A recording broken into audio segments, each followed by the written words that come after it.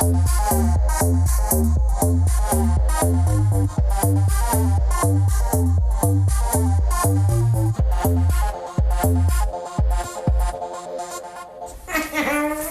hello, Brie. Hi, Shannon.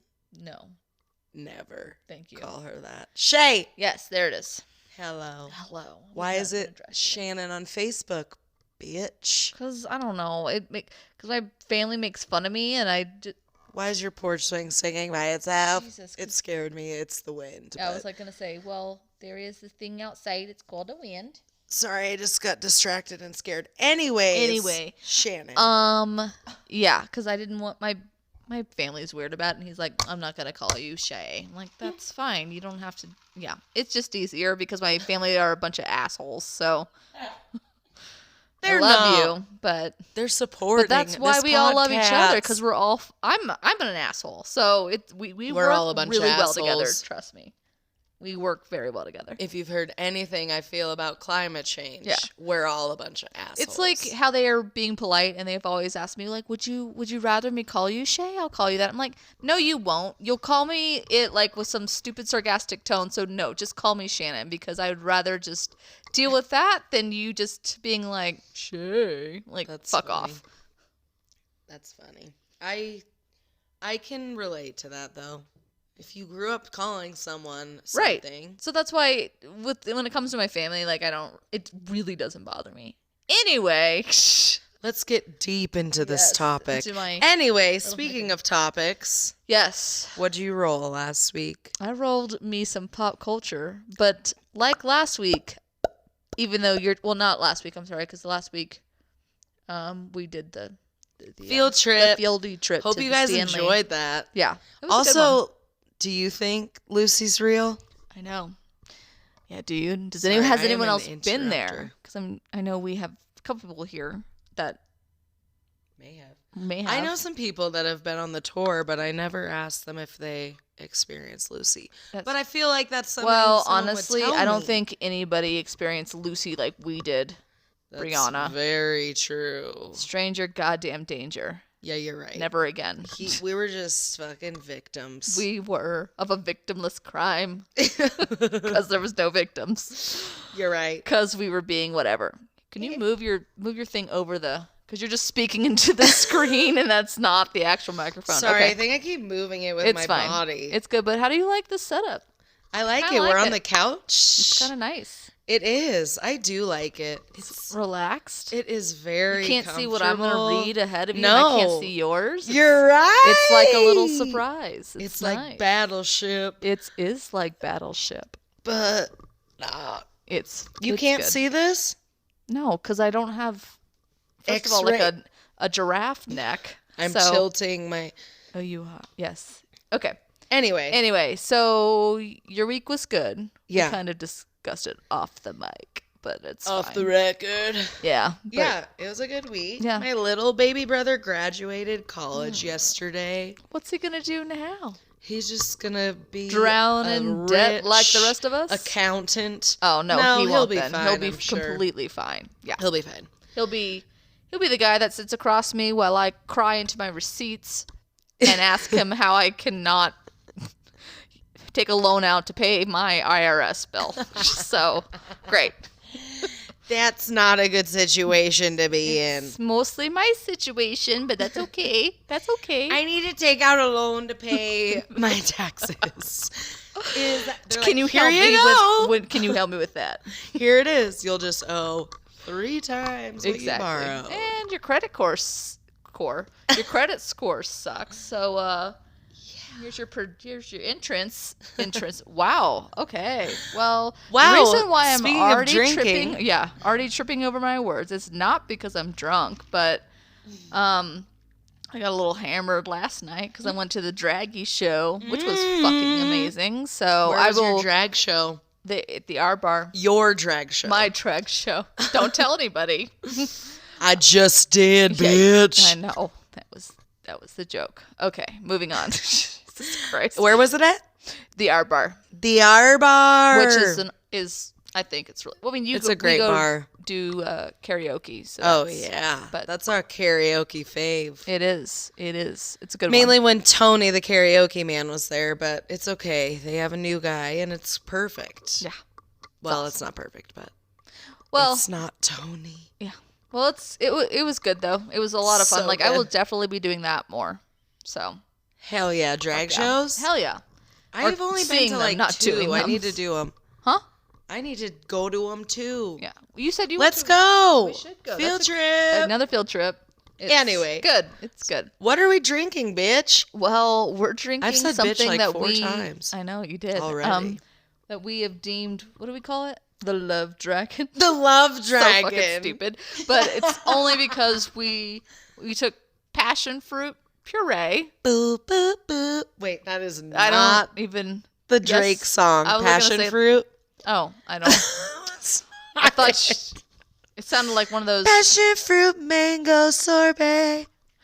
Passion fruit dragon fruit drink. It's like I close my eyes and he's right there. Anyway, passion fruit. Some passion fruit, and then we add like a little bit of water and because that puree is strong. Yeah, a shit ton. Well, I can't tell because the passion fruit kind of tastes like the dragon fruit vodka that we put in there, and so I don't know if I'm tasting passion fruit or it's a really strong drink. But give me 20 minutes and I'll let you know. Yeah, so it's both. Yeah. Yeah, it really masks the flavor of the tartness of the passion fruit, really masks the dragon fruit sweetness. Yes. Dragon fruit vodka. Where'd you get that, Shay? That has been in my freezer for a very long time. Oh, so perfect. But it's vodka, so... Hashtag no waste. Yep. Are you giving me snaps? I'm snapping. What's happening? Okay. Anyway. No waste, well, it's vodka, so it's like self-sanitizing, right? Yeah. That's what I like to tell myself. It's in the freezer and it's alcohol. It's fine. It's fine. So, what did you roll, Brie? After nostalgia. 20 minutes. Okay. Ooh, nostalgia. Yeah, I got a good one. And it's also somehow about climate change. Of course it is. A little bit. It also is how we're assholes. It's like has to do with. I'm kind of excited about this. Oh, we fuck up the world. Yeah. I didn't mean it. I mean, to even have anything to do with that. I was just like, holy shit. Well, it's just I'm gonna research this. Right. So, but it's just like how my shit was. My science things. It just happens. But my science one was. It was essentially about murder because. It's always going to come back to murder, except this episode for me. It will not. Do I give you a hint? Let's see if you can get it. Okay. Rack. Rack? Yeah. Nordstrom? Oh, no. Nordstrom rack? It's kind of close. Well, not really. But rack. By association. Pop culture? Yeah. I'm not going to we're not going to say it for 20 minutes. Like a rack? Like a rack of ribs? Like a racquetball? That was just my clue to you. Anyway. Don't have it. No, and then that was for the audience too. What? Sorry. That was nice. I like that. Remind me to sanitize that when you're sick. It's fine. Okay, so should we just jump into it? Yeah, I didn't mean to move that with my face. Let me take a little drink. Perfect. Of my drink before I get into this. All right. I'm gonna begin this segment with a musical rendition. Not my own. Don't worry. I would really like. I queued it up. Don't worry. I don't know if I could. Well, after you listen to it, let's see if I can make a rendition. Okay. That'll be fun. Okay, all right. That could be fun. That'll be real good. I can't wait to do that. Okay. Let's do this. Sorry, Shay. Here we go.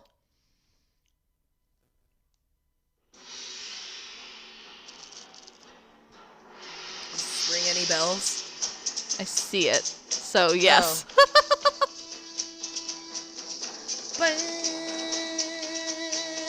Anyways, that's pretty much it. That's the opening to the show Dinosaurs! Yeah, girl. Do you remember that show? I do. And I want to make a nice comment that you are learning not to scream, but still are enthusiastic.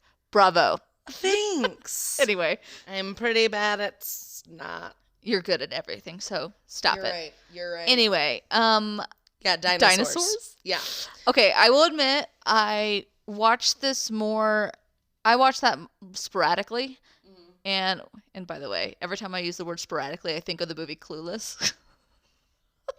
I'll be seeing you sporadically. God rest her soul. Anyway, but I didn't watch that on the rig. So, but I didn't really either, but I definitely watched it. I watched it later after I was a little bit more. I was a little more older. Jesus, I was a little older. So most smartest. The most Take a picture of that. Yeah, most smartest. More older. Yeah. Great. Best damn tapper. Anyway. Yeah, I didn't really watch. I watched it sporadically as well, but I also didn't realize all the things that it's about. Like, oh, I got it. Here we go. Okay, dinosaurs. I don't mean to sigh at. By the way, I do not mean to sigh at climate change. That was just me laughing more than anything. I just want to make that a note. I'm not an asshole. Anyway, go on. It's just I didn't realize the show was basically about how it's basically depicting how humans are assholes, but they use dinosaurs to show it. I think I always would get the shows confused when I would look back on it with The Land of the Lost. Do you remember that show? I didn't ever watch that where one. Like it was like this Jeep and he was going into the whatever in the cave and like the ground broke open and then the cave or the fucking thing or the Jeep fell in. Didn't Will Ferrell make a remake of that? I think he did. Okay, for sure. I mean, you couldn't say anything and we're like, yeah, no, we made a remake of that like 7 times. Well, I want to be truthful, Shay. I know. But anyway, yeah, I didn't watch that. Okay, so I think I would get these confused. Okay. Shay, feel free to edit all that out. Yes. Anyway. Sorry. No, go ahead. Oh, Colonel wants to take a dip of my drink. Well, he does like the fruity. So, Dinosaurs libations. Was, it aired on April 26, 1991, and its last airing was October 19th, 1994. So, 3 years. 3 years. Pretty good. And it was said to be one of the most ambitious shows that was ever made, especially for that time, because of there was giant, because it was so different than anything else that was on TV. It was a ton of costume design and all that stuff. So much, and it was a weekly show, and they were making up. Yeah, so it was anthropomorphic dinosaurs portrayed. Sorry, they were animatronic partially. But they were I know what you mean. The anthropomorphic? No, dinosaurs. The anthropomorphic. You had it right. Anthropomorphic. I think you had it right the first time. I could be wrong, but I think you had it right. Not animatronic. Well, they weren't animatronic. But, oh my God! Please delete this. Right, but they were the anthropomorphic. I think that's how you say that. But I'm just gonna say they were dinosaurs.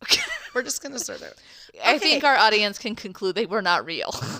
Well, yeah. Mostly because of their costumey funny. Word, though? Huh? I don't want to look it up. The anthropomorphic, I think it's they're not like how a centaur is an anthropomorphic whatever, because it's not like a real creature. It is an attribution of human traits, emotions, or intentions to non-human entities. See? Look, but do you understand that I knew something in my brain? I'm so proud of myself. Thank you for explaining that. Thank you. I'm sorry that I didn't know how to say that. It's fine. Anywho, I don't know how to say a lot of words, so it's fine. Dinosaurs portrayed by puppets, but they weren't just fucking puppets, but I'll tell you more about that. Yeah.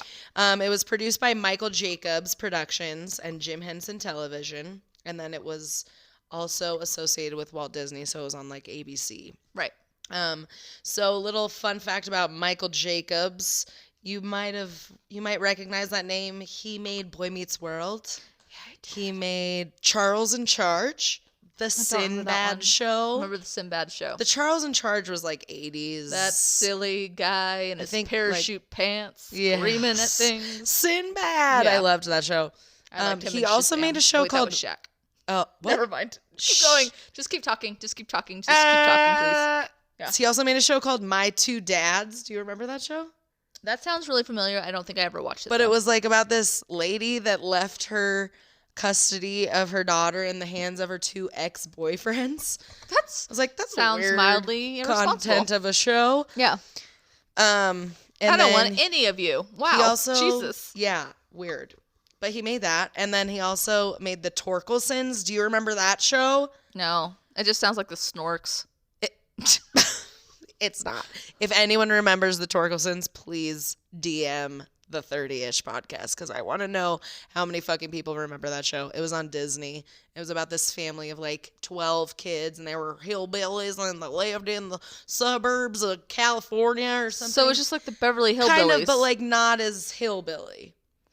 Right. They were like just country. They're like country bumpkins. Country bumpkin. But not like super, not so like I'm going to eat this raccoon for dinner. They did that, I think. Okay. And all the kids' names had 2, like Dorothy Ann was one of the kids' names, and probably Polly Sue. Anyway. All right. That's Michael Jacobs. Jim Henson did create the show, though. But he actually died a year before it even aired. And the series is set in an alternate history in which dinosaurs never became extinct. Really? Yeah, that's what it is. My mind has been blown. I know. It could be an alternate universe, really. It probably is. So Henson conceived the show in 1988. And that was according to a New York Times article. And he wanted it to be a sitcom always, and he wanted it to be about a family of dinosaurs. Okay. And until the success of The Simpsons, according to the vice president of the Henson organization, people thought it was way too crazy of an idea to pursue. Because it was about fucking a family of dinosaurs. With good Not moral fucking values. A family of dinosaurs. That was an adjective for my sentence. Okay. So in the late 80s, Henson worked with a man named William Stout, who was a fantasy artist and a designer on this animatronic dinosaur feature film called The Natural History Project. Mm-hmm. And I think I know that one either. And I guess that him and this William guy just worked together kind of on this dinosaurs concept until the last months of his life. So, unfortunately, he died. So the Dinosaurs show follows a life of the family of dinosaurs living in a modern world. They have TVs, fridges, and the only humans around are cavemen, and they're viewed as pets and wild animals. Sounds so the accurate. Show what it doesn't. Silly. It's hilarious. It's silly. I wish dinosaurs could be our pets. I always used to want a brontosaurus as a pet. Really? I wanted a Yoshi because I was really into like video games when I was a kid. I still am. What am I talking about? Yeah, you just were playing one when I got here. Just kidding, you weren't. So the only humans around were cavemen, and they were viewed as pets and wild animals. So this show was about this dinosaur style of thinking, which was, and this was said by, I watched this like interview, like behind the scenes thing of making of, and this William Stout guy who like designed the characters was saying this. He was like, the show is about this dinosaur style thinking, endless supply of resources that we can use them all at our will. We're the biggest species on the planet. Everything is at our will. That's what I just said. And if it's good for us, it's good for us. And that's all that matters. And that was Jim Henson's vision for it, too, to just be these kind of macho, like, they're dinosaurs. That's how they think. They run the world. They're dinosaurs, I remember them being very, like, I mean, did you ever watch Home Improvement? Oh, it was like the dad dinosaur was a lot like that. I felt like he had like his plaid shirt on. He was like the man's man. He was a man's man, and anyway. So let's get into the characters, shall we?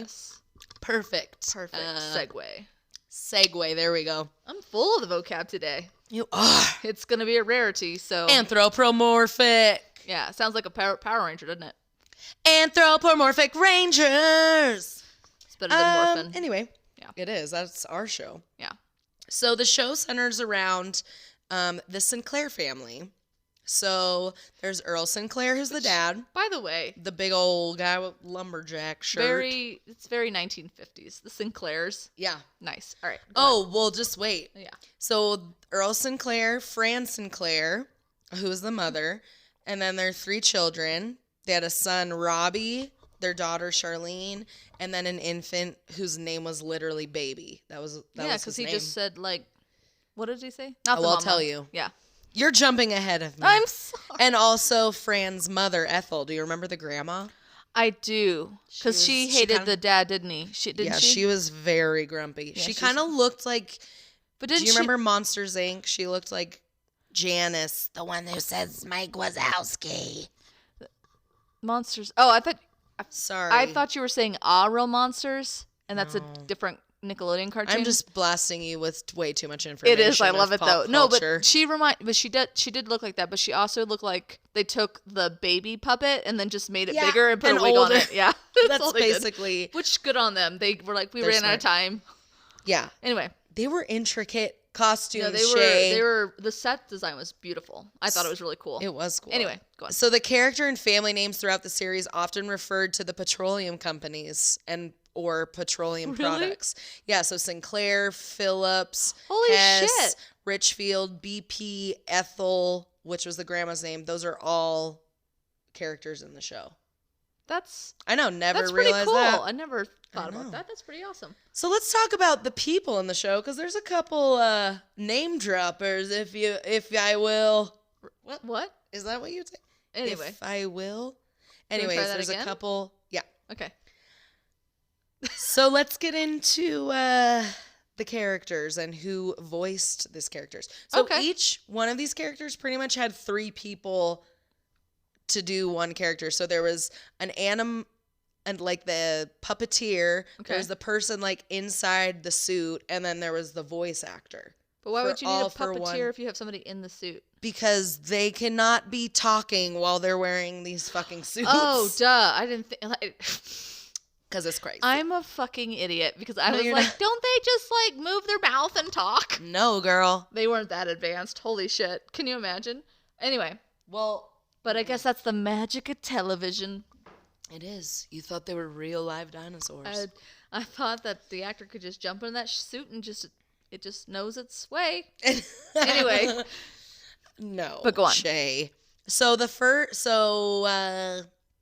Earl Sneed Sinclair, so the dad, his voice was Stuart Pankin, and his face looked so familiar when I looked him up, and I was like, yeah. He's done a lot of voices in a lot of shows. When I listened to it too, his voice sounds super familiar. Yeah. I just couldn't. But his face, from what I remember him, he's from Xenon movies. Do you remember those movies? He's always like the big guy. Captain. The captain. He's the commander in the Xenon movies. He's in a lot of Disney shit, too. He's in so many Disney things. I know exactly who that is. Okay. Yeah. Yes. So that's him. Fucking Xenon. And he played the patriarch. Earl Sinclair was a megalosaurus and is depicted as being thick-headed and suggestible. He was. He works as a tree pusher at the We Say So Development Corporation. Wow, dude. Like, honestly, they were dropping some hints. That's actually kind of clever. It's very clever. Super fun. It's so clever. It's Jim Henson. Yeah. Are you kidding me? Yeah. It's pretty clever. Yeah. The Muppets? Yeah. Anyway. So this is my favorite. So Frances Sinclair, the mom, right? Her voice was Jessica Walter, who's the mom from Arrested Development. Oh shit! Dude. I didn't know that. I was so excited when I saw that. Shit. So perfect. And so the mother and homemaker of the Sinclair family, Fran, is mentioned on the show as being an Allosaurus. Right. They have like the she also puppies. Looks like a Dilophosaurus, which is like a ducky. Right. Oh yeah, like the ducky. Not the ducky. Just and on ducky. On rare occasions, Fran wears fuzzy house slippers, and Earl affectionately calls his wife Franny. She also always wore like aprons. She was like a little housewife for sure. Yeah. But Arrested Development mom was the voice. That's pretty cool. So Charlene was the sister. And she was played, or her voice was by Sally Struthers, which I didn't know. Who famously plays the daughter in All in the Family. Shit, I didn't know and that. She's also does a lot of voice acting now. Like she's on American Dad sometimes, and nice. She's also on Gilmore Girls. If you ever watched that, she was Babette the neighbor. I never really watched it, but you know what? Voice acting is where it's at. I mean, you can go to work in your fucking sweatpants and just be like, say some shit in the microwave. You don't know, right into the microwave, where clearly I put my head in several times because I can't fucking talk. It's really fine. Great. Anyway, you know what I mean. And yeah, it sounds like a pretty awesome job. Yeah, I would love to do it. That'd be pretty cool. Anyway, we're for hire if there's any voice acting casting calls going on. Okay, so next is Baby Sinclair, and he was voiced by Kevin Clash, who was the motherfucking voice of Elmo. Do you know that? I did. You can definitely tell when you watch the show. Now I can hear it, and it's the same like with the Elmo. So his legal name is Baby Sinclair. And Baby is a sarcastic and wisecracking little dino. His favorite thing to do is hit Earl, the dad, on the head with a frying pan. And his catchphrases are, "I'm the baby, gotta love me," and "Not the mama, not the..." He would just like hit Dad on the head. And then Earl would always call him Junior. And then, last but not least, Robbie, who I'm pretty sure I had a crush on when I was little, the brother. For dinosaurs, he was pretty handsome. He was a sexy dinosaur. He was, with his Letterman jacket. Yeah, and his, like, mohawk spikes. He's so sleek. He was so cool. And his, like, Converse. For whatever reason, too, like, I actually thought there was an episode that the mom dinosaur talked to the daughter about sex, but I don't think that really happened. I did read about an episode where some guy's name was, like, Harry Sexual someone, and they had to talk to the kids about why his middle name, they called him Sexual. Oh. Also, so maybe I'm remembering that right. Yeah. Oh. And then also there was another episode where the Robbie is talking to the dad, and he's like, "You're not going to be one of those land raping executives, are you?" Jesus. Like, they fucking said it. They didn't give a shit. And I didn't realize that. He said like, I saw the video of it. He says like land raping executive. Wow. Yeah. Crazy. Damn, Jim Henson. So Robbie's voice was Jason Willinger. I don't know him. I don't either. But he was mainly a voice actor, but he was also a narrator for a lot of shows. Like, if there was ever a narrator in Golden Girls, Friends, Who's the Boss, or Murphy Brown, he was the narrator. Really? Yeah. Thought that was kind of weird. And he also did a lot of voices in the Goofy movie. I love the Goofy movie. Me too. It was like, I was gonna say, like, I kind of, that was like one of the only cartoon concerts I wanted to actually go to. Like, fucking Powerline. I hope that Powerline comes to my city soon. What's the first? So stand out. Yes. Okay. Anyway, that's another nostalgia episode. Yeah, that's a good one. So now that I talked about the characters, I just want to talk about how the fuck they did that shit. Yep. Go for it. Because so it's on Hulu now. This is what sparked this. Right. You can watch this show on Hulu. I'm gonna fucking watch it now. Yeah. Especially to hear all these little themes they That's pretty point cool. out.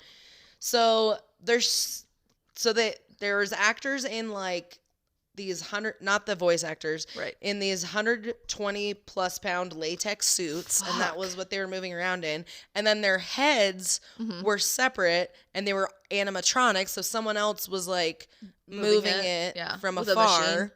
And then they all had to coordinate their hand movements with how the voice was going. They were two separate people, though. Years. That's insane. Isn't that insane? It's crazy. They were that's like, a production. It was, that's insane. They were like, if we knew how much work was going to have to go into it, so we probably maybe wouldn't have done it, but we're so glad we did. But it was like so unlike anything else. So outside of the reoccurring characters, there are a group of dinosaurs called Unisaurs, and they're So yeah, they had some were puppets, some were just like the animatronic suit people. So there's a lot of topical issues that they featured in dinosaurs. That included environmentalism, endangered species, women's rights, sexual harassment, LGBT rights, objectification of women, censorship, civil rights, body image, steroid use, allusions to masturbation in the form of Robbie doing the solo mating dance. What? Yeah. Drug abuse, racism in the form of a dispute between a two-legged dinosaur and a four-legged dinosaur. Peer pressure, rights of indigenous peoples, in the form of dinosaurs interacting with cave people. Corporate crime, government interference of parenting, and pacifism. They covered a lot of ground in 3 fucking years. Yeah, dude. Isn't that crazy? Solo mating ritual? That is the most hilarious. Isn't that ridiculous? If I ever have children, I would just go. And they did it hilariously. I would train them to call it that, and people would be like, "Yeah, so do you ever masturbate, Kyle?" I don't know why his name would be Kyle, but there's like, I don't know what that is, and he's like, "I solo like dance ritual or mate ritual with myself. Do you guys do that? It'd be great." Anyway, I have a solo mating dance ritual. That's all. I don't really do what you're doing. I don't masturbate. No, I don't. Hell no. Anyway, so here's some examples of some episodes that were controversial. Sounds like there was quite a few of them. Yeah, dude. Like all their episodes were. I mean, yeah. I guess I'll find out now that I'm gonna watch it as an adult. Right. I did watch one episode the other night, and it was pretty hilarious. It really brought me back. Yeah, I mean, didn't have a lot of. Didn't slap me in the face with like fucking sexual harassment. Well, it's things. Like I don't know. Anything that was like. Actually, it's not like Adult Swim where they can do whatever and it's like it's meant to be whatever and they can put whatever in it.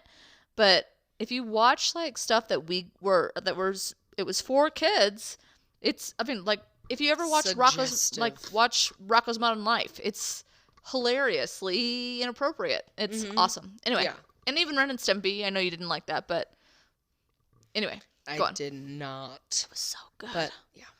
But yeah. I mean, even pick, like... anything. Kids' movies nowadays have adult, but... nothing like what we had, which is amazing. No, it is. We're lucky. We grew up in the 90s. We weren't snowflakes. Yeah. Oh. So, one example is in the episode of I Never Ate for My Father. In lieu of carnivorism, Robbie chooses to eat vegetables, and the other characters liken this to communism and drug abuse because he fucking eats vegetables and not meat. Oh my God. Yeah, so they're like, yeah. In the final season, The Greatest Story Ever Told references religion when the Sinclair family becomes eager to learn the meaning of their existence. The elders dictate a new system of beliefs, and the entire cast, with the exception of Robbie, abandons science to blindly follow the newly popular potatoism. Now here's the juicy one. So in the series finale of Dinosaurs, titled Changing Nature, it depicts the irresponsible actions of the dinosaurs toward their environment, an ensuing ice age which leads to their demise. Sounds familiar. I swear I did not mean for this to happen. It's kind of hilarious that it did. In the episode, a swarm of bunch beetles are unable to show up and devour a form of creeper vine. Charlene discovers that the We Say So has constructed, which is the company he works for, right, has constructed a wax fruit factory called Fruit Co. on the swampland that serves as the bunch beetles' breeding grounds, causing the extinction of the species. Fearing a public relations fiasco more than any environmental threat, We Say So quickly puts Earl in charge of an attempt to destroy the vines, which have grown out of control without the beetles to keep them in check. Earl proposes spraying the planet with defoliant, which causes the destruction of the vines, but also kills off all the plant life on the planet. B.P. Richfield, who I think is like his boss, assumes that the creation of clouds will bring rain, allowing plants to grow back, and so decides to create clouds by dropping bombs in the planet's volcanoes to cause eruptions and cloud cover. The dark clouds instead cause global cooling in the form of a gigantic cloud cover simulating the effects of what the viewer would recognize as a nuclear winter that scientists estimate would take tens of thousands of years to dissipate. BP Richfield, aka his boss, dismisses this as a fourth quarter problem and states that We Say So is currently making a record-breaking profits from the cold weather selling blankets, heaters, and hot cocoa mix as a result of the cold snap. Later, Earl apologizes to his family and Stan for his actions that led to the end of the world. Baby is assured that no matter what happens, they will always be a family. At DNN, Howard Hand... I don't know what that is.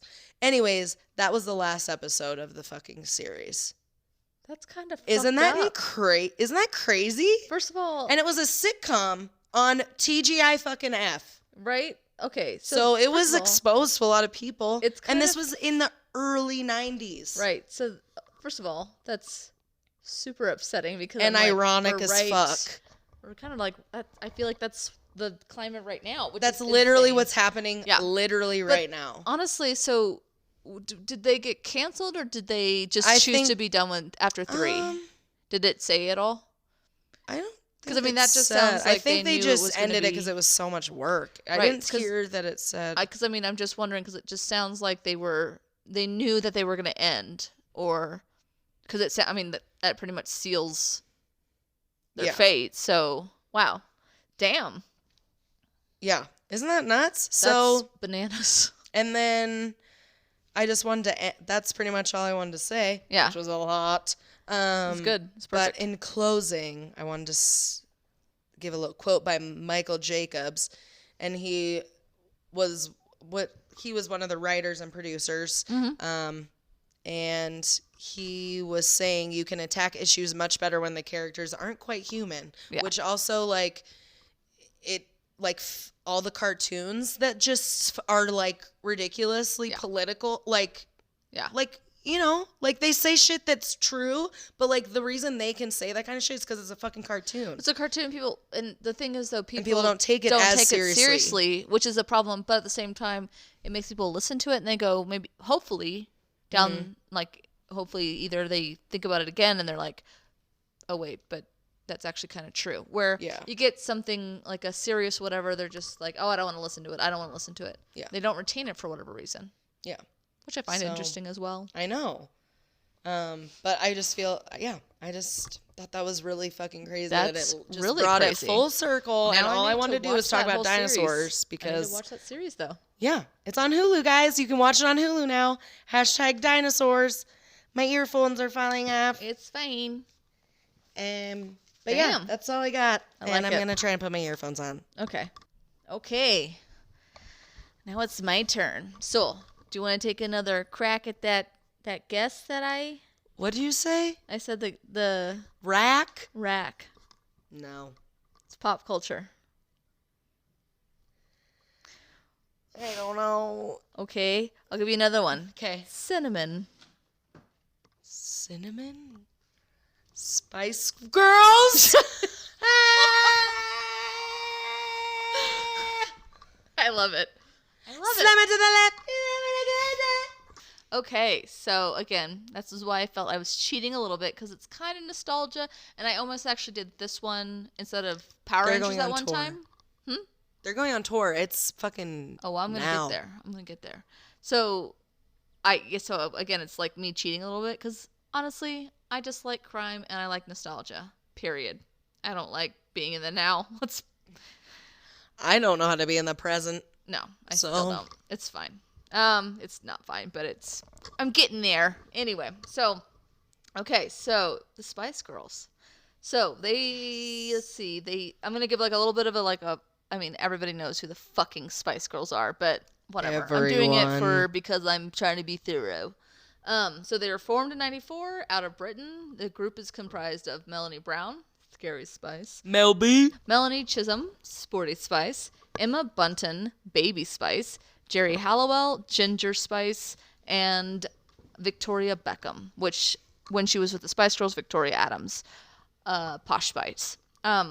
That's who I was because my hair was short. Are you serious? Yeah, I wasn't posh at all. I was a little tomboy, but my hair was short. I would imagine you actually being like fucking either Sporty Spice or Scary Spice. No, everyone else. I wanted to be Scary Spice.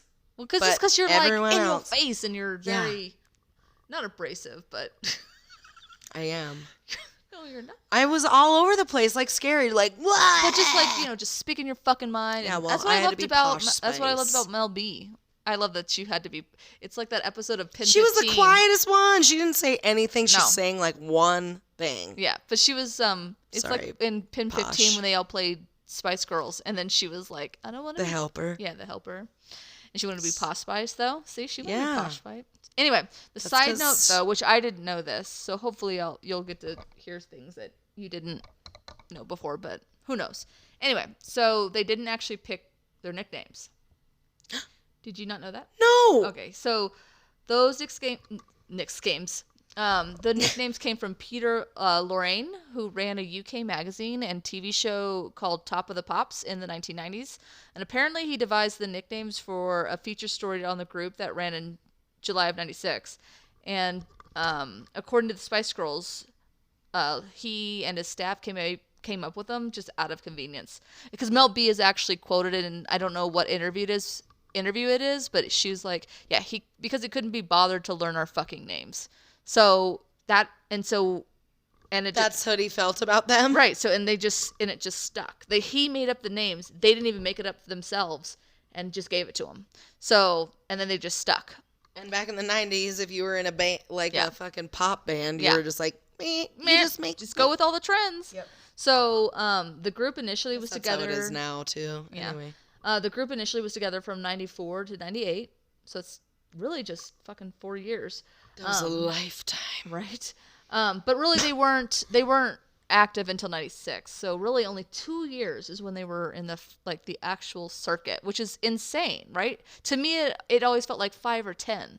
Do you know what I mean? Oh yeah. But I guess when you're that age, it's like your whole fucking life. With that, and it's that actual paradigm where it's just like you can't wait to grow up, and like every year feels like 5, and now every year feels like a minute. It's 4 seconds long. 4 seconds, you're like fuck.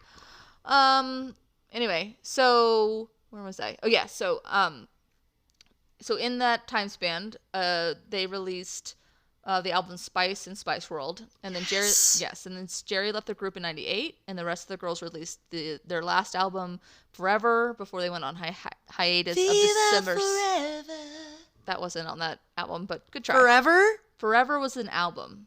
Viva Forever was a song. Oh yeah, on the Spice Trust Me, World. Girl, I was fucking obsessed. So oh my god. So they released the album Forever before they went on hiatus, and they called it at the time indefinitely. In December of 2000. So, here's the timeline. Until now. So the family management team, Bob and Chris Herbert of Heart Management, decided to create a girl group to compete with the popular boy bands, such as Take That and E17, both who I don't know who the fuck are. Take That! Which I'm sure it was a UK, whatever. So they were wanting to just kind of get into the game and just all right, well, this has been a popular formula. Let's just throw some fucking vaginas in there and let's see what happens.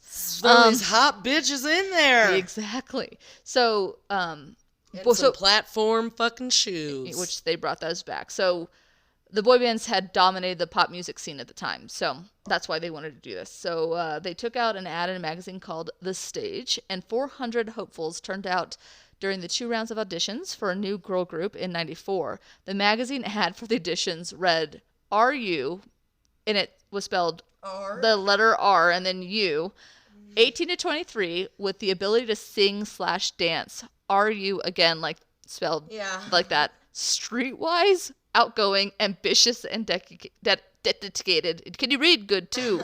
Dedicated. So I don't really understand why the Streetwise is in there. In case this doesn't work out and we gotta send you to some shady pubs, are you Streetwise? It could handle a butterfly knife. That'd be great. Jesus. They didn't want them to be little probably cutter They girls. probably just wanted. They wanted some. But they did. Hood hoochie mamas. But they did want cookie cutters. Just they wait. Did. Uh-oh. Mm-hmm. So, I had to take a drink of my. So Spice World is basically a real movie about their upbringing?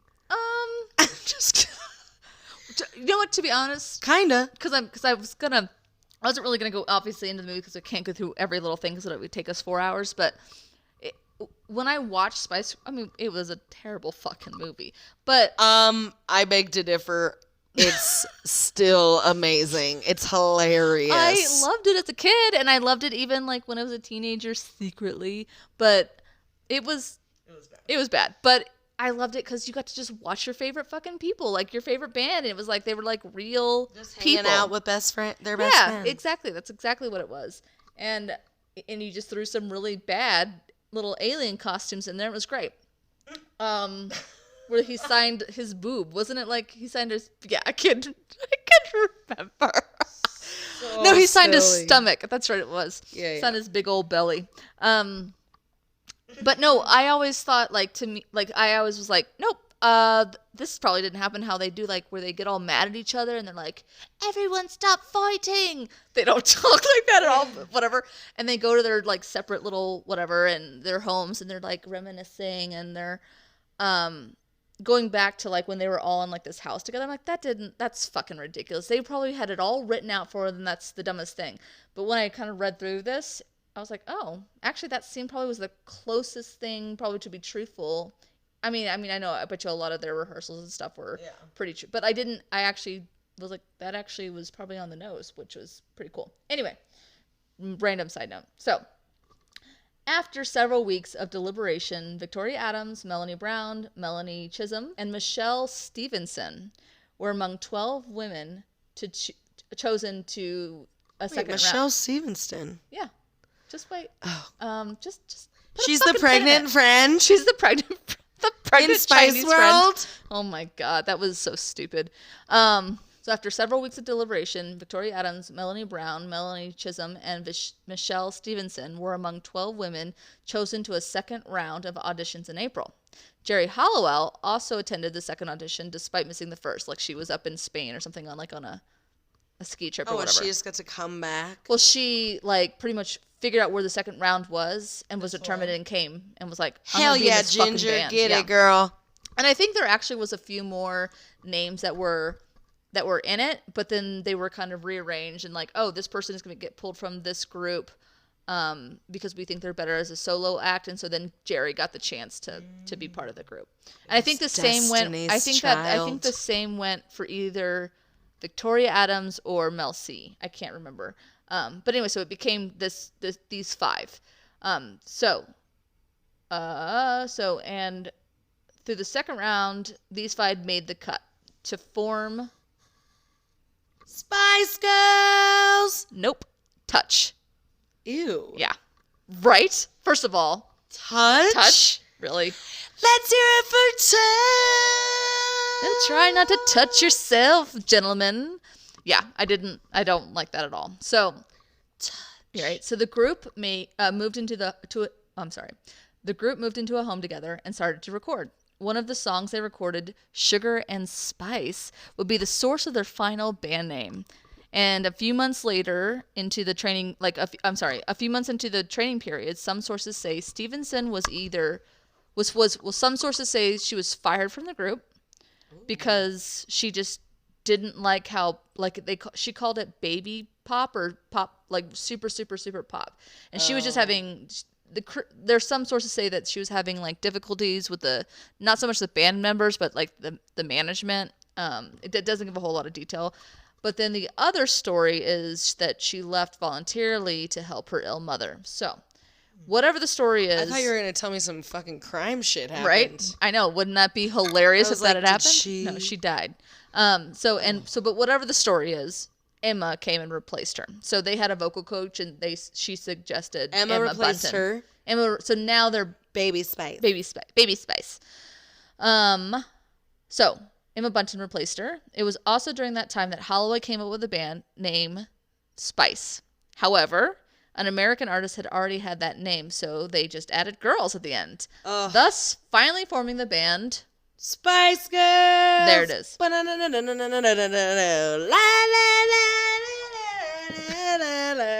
That was very, very off. Again, It's like I close my eyes and I'm there. You know what my favorite fucking song was? No, let me guess. Let me guess.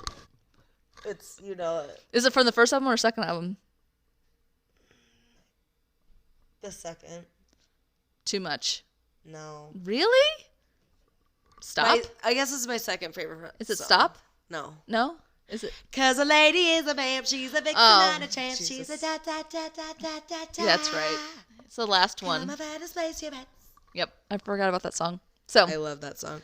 I did But not. That was Say actually You'll one Be of the There ones. is my absolute favorite. That's because it was the best fucking song. So good. It's so good. A little.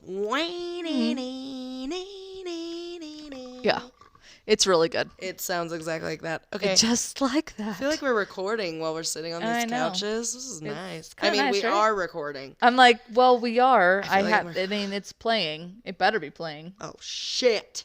Anyways. Oh, yeah, it's playing. Okay. Jump to 1995.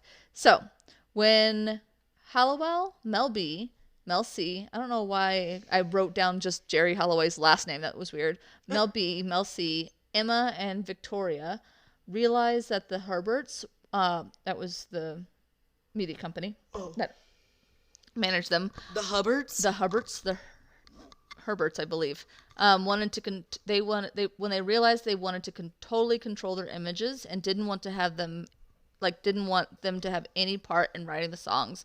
They protested, which I did not know that they had any part writing their songs. I really didn't know that. I didn't either. And I looked up all their discography, and every single song they had a part in writing it, which I had no fucking idea. Hell yeah! Which is really fucking awesome. And I love it. Not only that, but like where you see a lot of them now that they have like 16 fucking writers, they only had like 3, which I know is still a lot because it's not all their original music.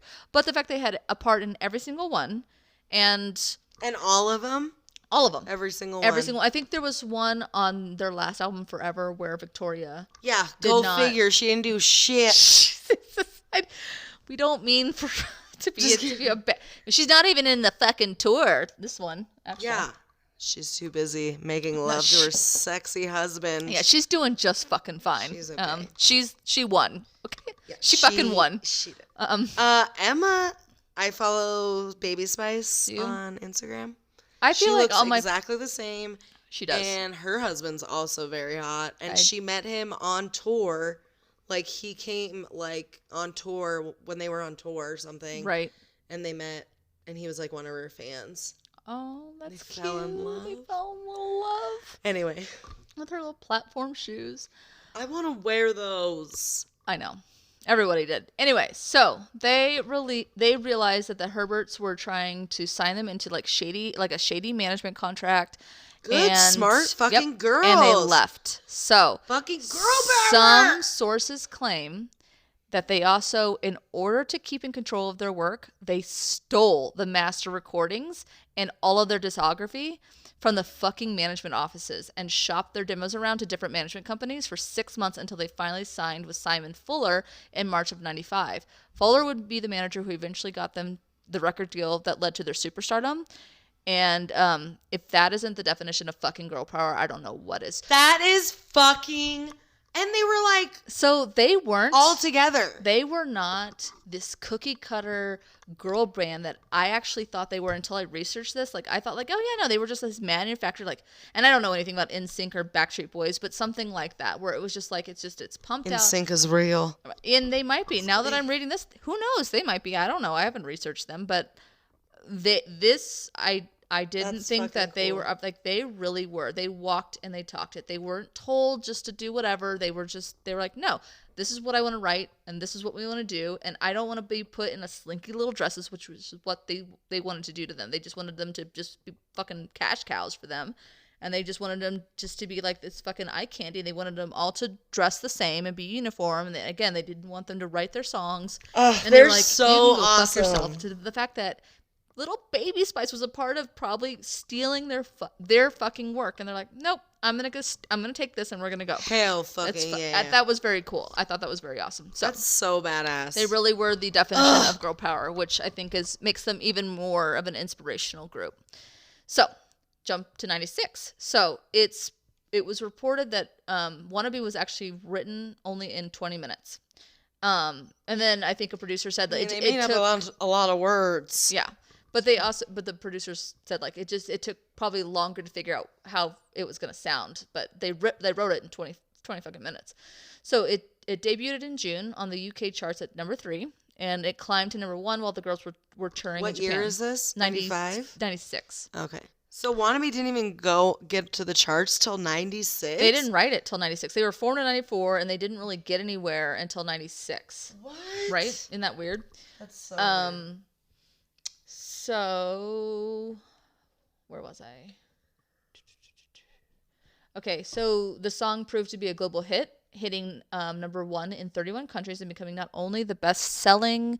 I should put that there. Yeah, not. This doesn't work. Yeah, this is better. The song proved to be a global hit, hitting number 1 in 31 countries and becoming not only the best-selling debut single by an all-female group, but also the best-selling single by an all-female group of all time. In November, yeah. Right? So in November, the Spice Girls released their debut album Spice in Europe. The success was unprecedented. Anyway, the success was pretty much compared to Beatlemania due to the sheer volume of interest in the group. In 7 weeks, Spice had sold 1.8 million copies in Britain alone, making the Spice Girls the fastest-selling British act since the Beatles. So, that's awesome. Right? So in February of 97, Spice was released in the U.S. and became the biggest-selling album of 97 in the U.S., peaking at number 1 and was certified 7 times platinum by the RIAA. I don't know what that means, for sales in excess of 7 million copies. In total, the album sold over 28 million copies worldwide, becoming the best-selling album of all time by an all-female group. Hell yeah, awesome. Sisters. I know, it's crazy. I love them. Right? I think it's pretty fucking cool. So, where am I? Where are they now? Where's who? Where's Waldo? I mean, where's Waldo? Where is he? Okay. So in November. I need to take one of these off. Okay. So in November, the Spice Girls released their second album. I'm getting really tongue-tied. Jesus. Oh, my word. Tongue-tied. It's getting a little parchy. So they released their second album, Spice World. Huh? Parchy? Parchy. I think it's because it's just making my mouth dry. The album was a global bestseller. It set a new record for the fastest-selling album when it shipped 7 million copies over the course of 2 weeks.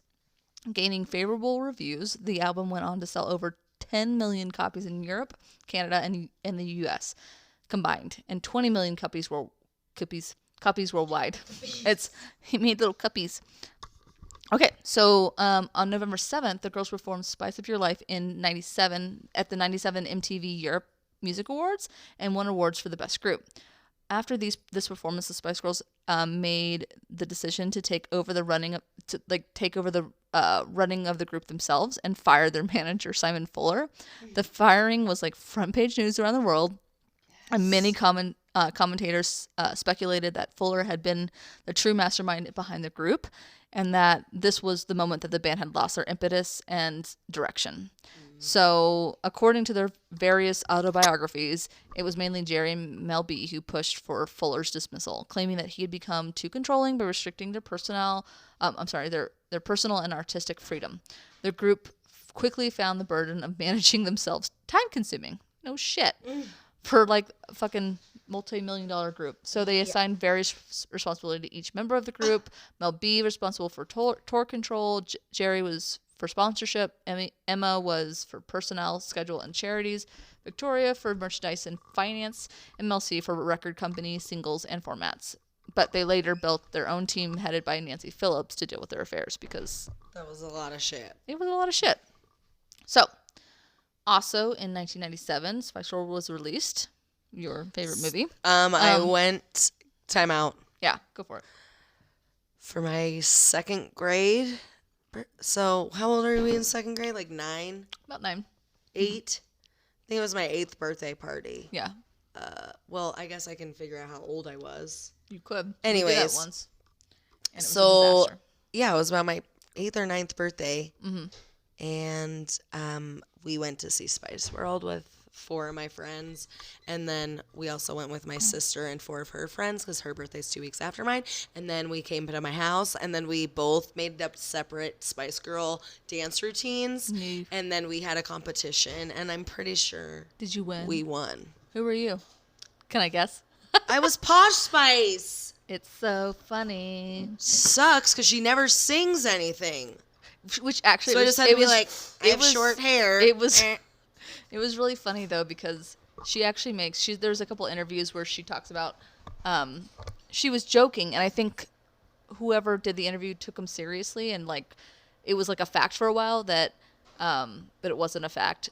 That she was like, yeah, no, they'd probably turn my microphone off and whatever, and then it became like this really horrible rumor, like, oh my god, they actually turned her fucking microphone off, and she was like, I remember hearing that. Yeah, and she was like, it was a joke. I don't talk a whole lot, but I am fucking funny. So I don't think she said that, but so I was so self-conscious of her because I knew she didn't even sing. Right? They had to shut her microphone off. Just shut her microphone. And I just wanted mine on. Did you ever listen to her her solo one? Her solo album? Yeah. No. Yeah, it's. She had a solo album? They all did. I mean, a lot of them. I guess they still did. do it, but she. I don't think I ever listened. I think it was more like R&B kind of stuff. It wasn't horrible. What? Yeah. Yeah. I'm gonna have to Spotify that You should do that real quick. Anyways, go ahead. Yeah. Okay. So be Spotifying Victoria Beckham's album. Perfect. I think there's like a panther on it or something. I know it's weird. So in the United States, Spice World became a box office success and broke the record for the highest ever weekend debut for Super Bowl weekend, with box office sales of close to $10.5 billion. The film grossed $151 million at the box office worldwide and over $100 million including DVD sales. So despite being a box office success, though, the film received pretty negative reviews. Yeah, but it was. I loved it. I still love it. I'll still watch it today. It was who they were doing it for. They weren't doing it for fucking to win a fucking Emmy.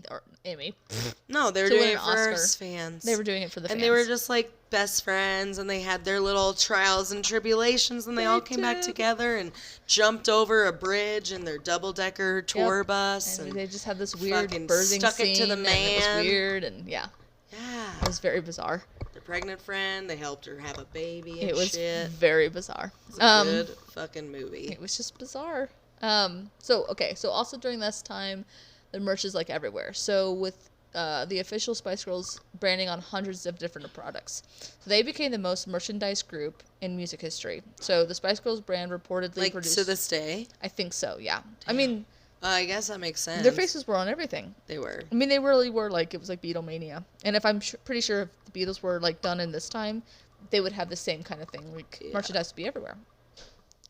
It is, but you know what I mean, the scale that it was. Mm-hmm. So the Spice Girls brand reportedly produced over 3.8 million worldwide through just merchandise in 1997, and it's estimated between 96 and 98, during their heyday, the Spice Girls grossed about $500 to $800 million, making them one of the most successful marketed groups ever. So during the course of, they almost generated probably close to $800 million. It's almost like a fucking $1 billion. That was they were together for what, 3 years? 3 years. And really 2.5, because really... They didn't even get popular till... It was only because Jerry left in 98. So I guess I did say that. So yeah 98. Yeah. So, I mean, it's crazy nuts. Though. That empire is insane. Yeah. So they literally were an overnight sensation. So from Pepsi, did you ever watch that Pepsi commercial? Yes, I loved it. It was so hilarious. The Generation X one, and they just said Generation X all over again, just over and over again. So from Pepsi to bikes to dolls, which I had that shit. I got the little set for Christmas. It was all of them. Yeah, it was a big box, and it was all the Barbies of them. Oh my god! Did you have those? Hell no! I wish I did. I had them. Parents wouldn't get that.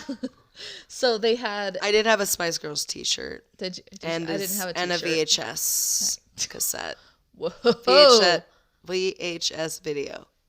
Yes. Anyway. Yeah. So I got like the thing for Christmas. Wasn't it a pink stage? There was a pink. I didn't have all the fucking. No, but like the box. It might have been. I don't remember it. I don't know. Wow. You must have really wanted it. I think that I'm making that up. Well, you might have probably not been off. I mean, I guess that's really like someone saying, had a neon green dress.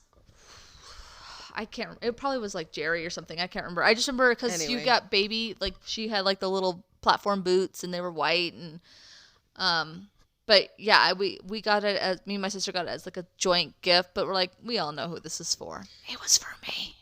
Rachel didn't give a shit, and I was honestly, I will always kind of go back to that Barney scenario that happened. I was too old to be needing Barbie dolls of Spice Girls. I'm just gonna say that right now. I'm gonna be honest. We all get toys, but that we're too old for. Oh my God, that's like saying like everybody dies. No, I mean, well, yes, but like, Jesus, it was. That does happen. It does happen. Statement. Anyway, so I had those dolls, but I didn't really have any clothes. I had like I think the Spice World poster that came with the VHS. You didn't have clothes, but you had Spice Girls dolls. Is that what you just said? Yep, I just ran around naked, and I was like, "Thank God I have my Spice Girl dolls. Thank God. Maybe her little tiny dress will fit my big toe, and I won't be so cold anymore." Anyway, it'll help something. So from Pepsi to bikes to dolls to video games, which I had that one as well. I forget. Was it like Game Boy? It was a super weird. It was a PlayStation game, and it was pretty much like Dance Dance Revolution. That's all it is. You move like you had different combos on the controller to like make them do different dance moves, and you get it was so fucking stupid. I think I played it once. Can they come out with a Spice Girls dance like fucking video game? They probably would sell really well, but like honestly, that would sell. But I don't know what I'm expecting off a PlayStation game. Like, did I expect like they're gonna like, okay, you have to like run through the city and like to get to your concert on time and watch out for these crazy obstacles. They should have made one after the fucking movie. Which that would have been a good one. Because they went through a whole lot of obstacles to get to that final show or to get to their friend. It was the final show. No, it was the final show because the baby happened and then Posh drove and she was the hero. Do you remember the commercial for the movie and they're all in like the movie theater bathroom? And they're like, what? Does anybody have any toilet paper? And I loved it. I really hope. That's all I wanted to say, toilet paper. Don't remember that at all. Toilet paper for the rest of my life. So they had clothes and they had deodorant as well. That was another weird one. What? But there's Team also Spirit? Right. So I don't think the microphone's gonna fall off. That's why I was looking at it. Sorry. I don't know if it was actually deodorant because I couldn't verify it, but I think it actually wasn't deodorant. I think it was perfume. So I'm sure it was something that Victoria Adams made. Like, so you could smell like the Spice Girls, and I'm pretty sure it smelled like the nastiest cotton candy bullshit you could get at Bath and Body Works. Just a bunch of baby prostitutes. Yep, exactly. You smell like a baby prostitute. Thank you. You name it, they had skin in the game. Pencils, stationery, fucking like crackers, like Christmas crackers. Like the UK released some stupid spice crackers. Spice crackers, yeah, like chocolate bars. Just everything. They had their face on it.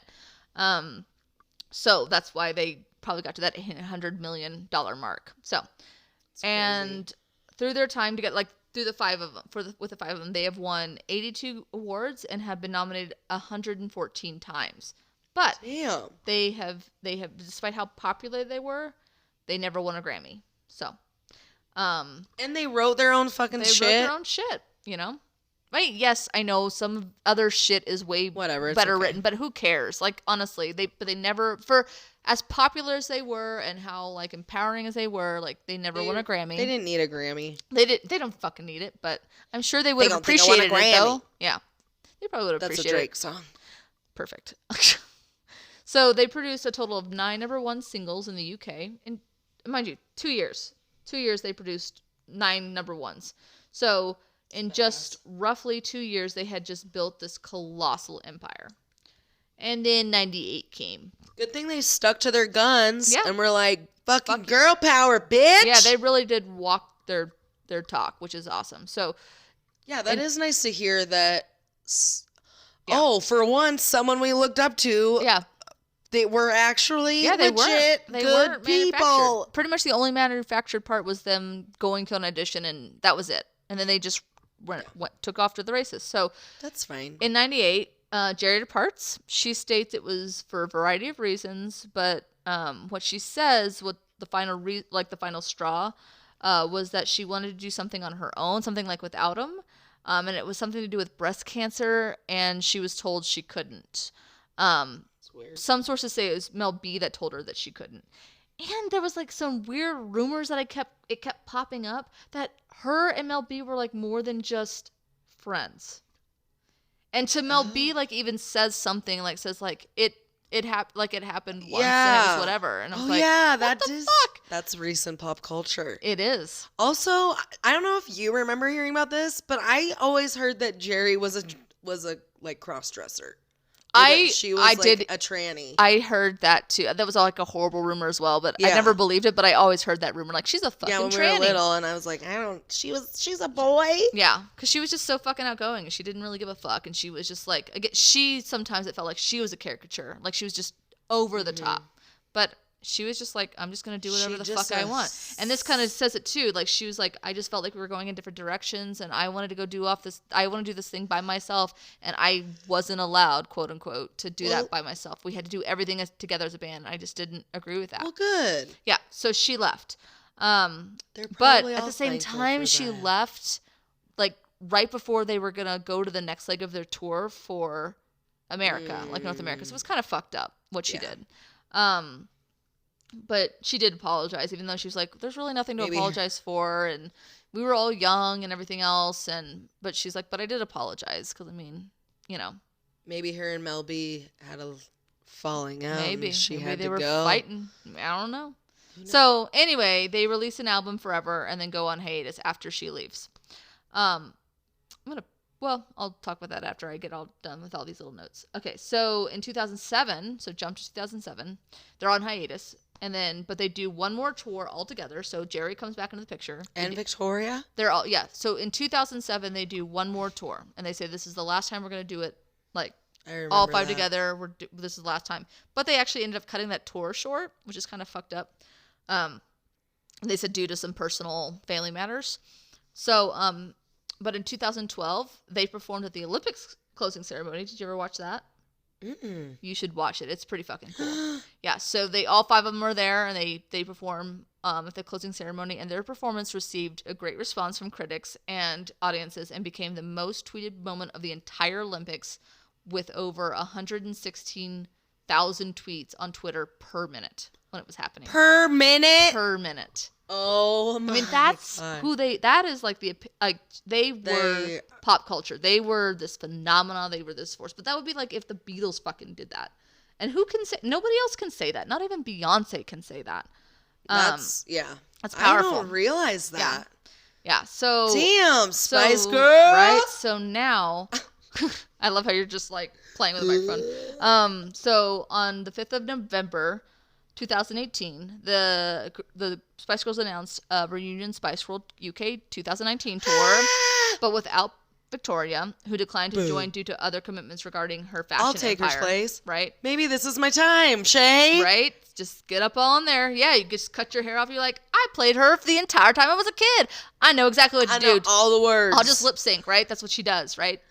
I know everything just she kidding. says. We know that she doesn't do that. She says the part in... She doesn't. I know most of the parts because I always would try to listen for her because you're right. She would only have a handful of parts. Like, I think in Wannabe, she's the only one that does not have a solo part. She doesn't. And to Become One, she has actually a couple. She has like the most in that song. She does. Because I think she just has this quieter voice than the rest of them. Yeah. So she just has this quieter voice. Exactly. I've like eaten this whole microphone today. And that's most of the reason why I wanted to listen to her solo album because I'm like, what does she actually sound like? I have it queued up. Yeah. Don't tempt me. But anyway, so she declined to join due to other commitments regarding her fashion empire, which is fucking fair. And maybe she's like, I'm not going to do that. I'm not a singer. I'm a fashion designer. Yeah, fuck off. So obviously, look at me. But she wishes to, but she posted it on her Instagram. She's like, I wish them the best. I'm in a different chapter of my life. And but I wish them the best. I hope they do phenomenal. But that makes me mad that she couldn't just fucking do it. I know. You can't just fucking do it. Right? Just show up for 4 fucking months or whatever. Just do it for the fans. Just her voice probably sucks. Dude, well, this has turned into I'm just going to call this just bashing Victoria. That's what this episode is going to be called. That's the title? Yeah, exactly. Sorry, Victoria Beckham. I loved you. You're just mad because you just wanted to be Baby Spice, and that's why you're more upset. No, I wanted to be Scary. I'm sorry, Scary Let's Spice. Let's make sure we get that right. Sorry. Baby was number 2 for me. Yeah. I always wanted to be Baby Spice. No, actually, that's not true. I wanted to be Sporty Spice all the time. Because she just ran around in fucking tracksuits. She's like, oh, yes, oh, yay. Hi, y'all. I see ya. Hold tight. Well, if we did have any British listeners, we don't have them anymore. So it's fine. They left that. Yeah, they left a while ago. So, however, the group has stated that she will always be a Spice Girl. This is going back to Victoria. She will always be a Spice Girl and are still hopeful that she might be open to join at some point during the tour. So they want to keep that door open for her. So if you want to come. Maybe it'll be the one that I win the trip to with the band Haim and Emma Stone that I signed up to win. Yeah. So right. I might have signed up for a contest to win a trip to London to see the Spice Girls with Emma Stone and Haim. That would be so badass. Is basically what I just said. Right. So the Spice World 2019 tour is set to start this month.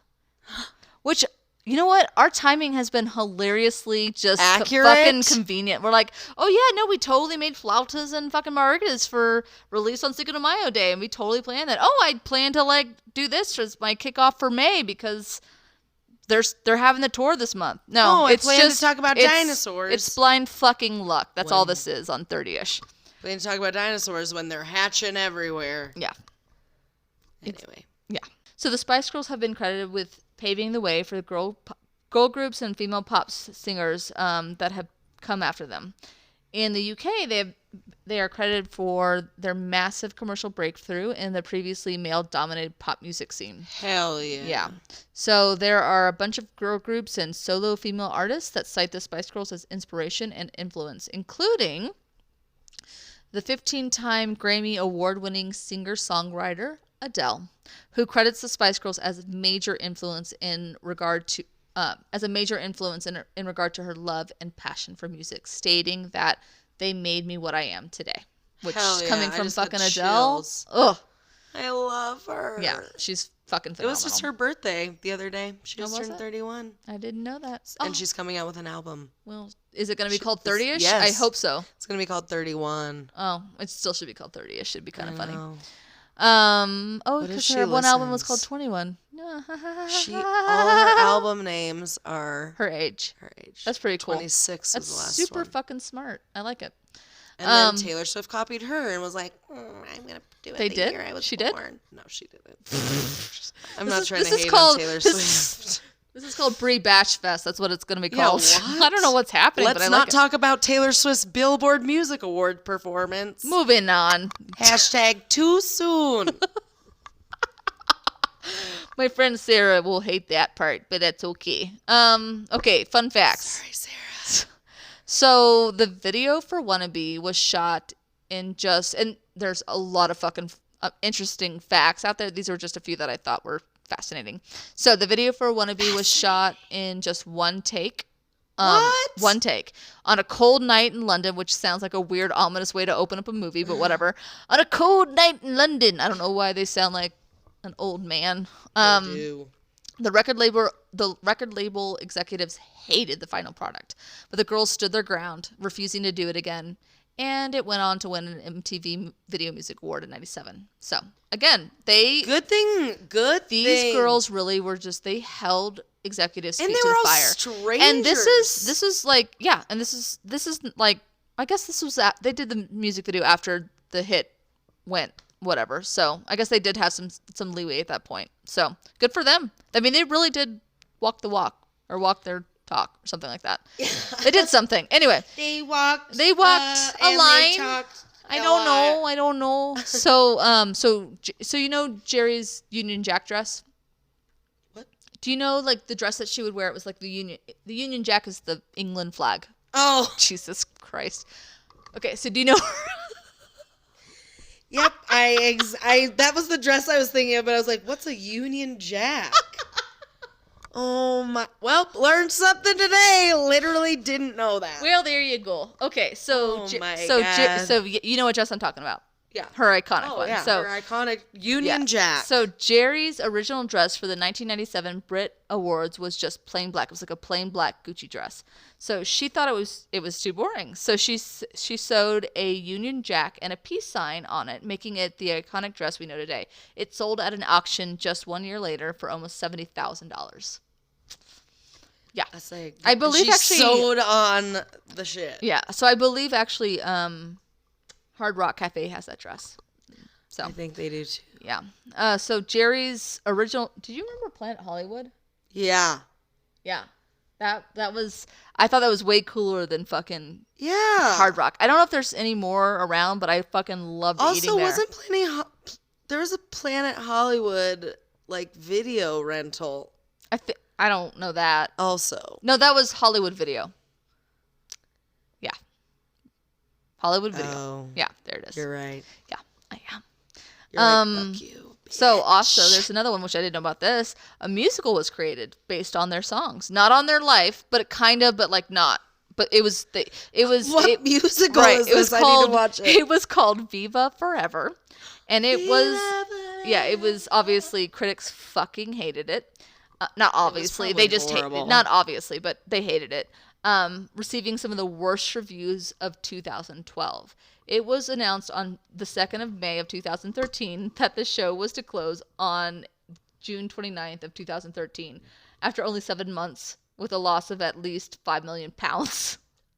Jennifer Saunders actually wrote and produced it. Who's that? Okay, have you ever watched Absolutely Fabulous? Yeah. It's Eddie.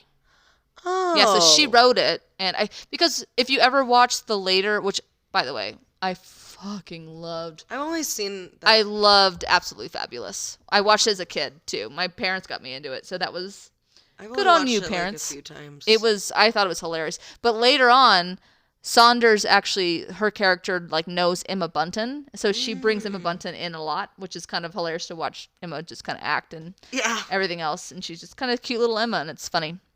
But so Jennifer Saunders wrote, I think she might have wrote a book and then made it into a musical.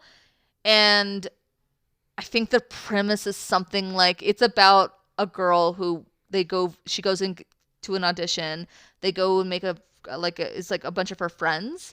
And then she makes it through the audition and her friends don't. So it's about friendship and shit like that. So, but all their songs are in it. So it's kind of based on their songs.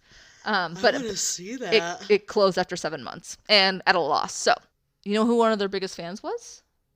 Nelson Mandela. He was a fan of the Spice Girls and said that meeting them in 1997 was among his greatest moments in his life. He invited them to his 89th and 90th birthday parties, but they couldn't make it. But you don't fucking not go to Nelson Mandela's birthday. Yeah. Nelson Mandela, not Nelson Mandeli. We're just knocking them out of the park, aren't we today, Brianna? Rest in peace, Nelson. Also, Queen Bee. She once covered a song from Victoria's solo album. Ironically enough, gave that bitch a voice. Resentment, which wound up on her 2006 album B-Day. Oh, we're fucking Resentment? Yeah, Resentment. So that is a Victoria song? That is a Victoria song. That is not Beyonce's song. So yeah, so she covered one of Victoria Beckham's songs. Wow. Okay, and then one of my last ones that I thought was pretty funny. So there are like a billion things that you can buy that had their fucking faces painted all over it. But they have dildos. No. That would be hilarious, but no. But here's probably the most ridiculous thing that I found. It was the Spice Girls pizza. Oh, hell And it's a real thing because it's actually on Victoria Beckham's Instagram or Twitter. I can't remember which one she did it on, but like she's like, look what my mom found in like the back of her freezer, and it's one of their products. And so her mom must have like probably bought one of everything when in their heyday, of course. So it was a Spice Girls pizza, and essentially it was let me just read it off. So each box comprised of 5 mini pizzas, and each mini pizza was in the form of a letter that comprised of the word spice. It's pretty we're gonna, you know what we're gonna do, we're gonna find that tweet, we're gonna put it on our Instagram to show you. It's because like the eye is broken, and it's so, and Victoria Beckham is like, oh my God, it's even better out of the box. And she's like laughing at herself. It's so funny. So here's what each of the girls had on each of their little mini pizzas. Oh my God. You ready? Is it all different? They're all different. It's all different. So we'll start with Mel C's. So she was the S slice, and it had tuna and cheese. Emma's was the P, and it had ham and cheese. Jerry's was the I. It had chilies and cheese. And Mel B's was the C. It had spicy beef and cheese. And Victoria, her letter was E, and it had red onion and cheese. Just red onion and cheese. All right. Tuna? Yeah, that's disgusting. So, the fuck are you guys doing? Great Britain? Great Britain. So, the greatest of all Britons. Greatest. Yes. Rihanna. So, yeah. So those are my fun little whatever. This is my fun little pop culture whatever. So I learned so much about the Spice Girls that I didn't know. Which I didn't either, which I thought was pretty cool. A lot of their stuff, I had no idea, you know. I didn't know they were such fucking, like, they were literally all about girl power. And they really were. And we're doing what we want. I was really impressed at the fact that they really wrote a lot of their songs and everything. So I'm really glad to hear that. And that we looked up to, like, I looked up to them so much, and they were actually fucking pretty legit, and they didn't, like, molest children or anything. Nope, they sure didn't. Not a one. Like they did that. Nope. I hope not. No, they didn't. Well, yeah. So yeah. So that was my little Spice Girls. My little pop culture. I want to find that picture. I guess I could Google it. You could. That's Spice Girls pizza. Yeah, Spice Girls pizza.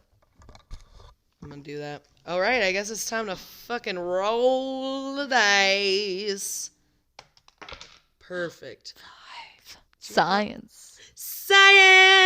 Sweet. All right. Have at it. I guess I'll just roll. 3. What is it? Is it 3? Nope, it's 2. Oh, good. Oh, crime. You haven't got to do a crime yet. I haven't. I'm excited.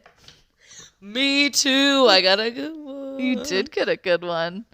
Woo! We all got good ones. Yeah, we did get good ones. I was saying I have a good thing in mind. My mind. Yeah. Sweet. I actually just wrote something down as well. Good. To talk about with crime. So I'm excited. All right, cool. Well, that was fun. It was fun. You gonna give a shouty outy? Yep. Shout out to our Instagram, y'all. Go follow us. Go tell your friends. Tell your friends to give us a listen. Please. If you like. Yeah, no pressure. No pressure. But do it. Also, tell us what you're thinking. Tell us if anything. Tell us how your day's going. That's fine. Also, just find us on Instagram, THURDYISH. Yeah. The end. And that's all she wrote. Simpatico. Yes. All right. Well, bye, y'all. Happy Mother's Day last week, I guess, is when this will air. Yeah. Okay. Bye. Bye.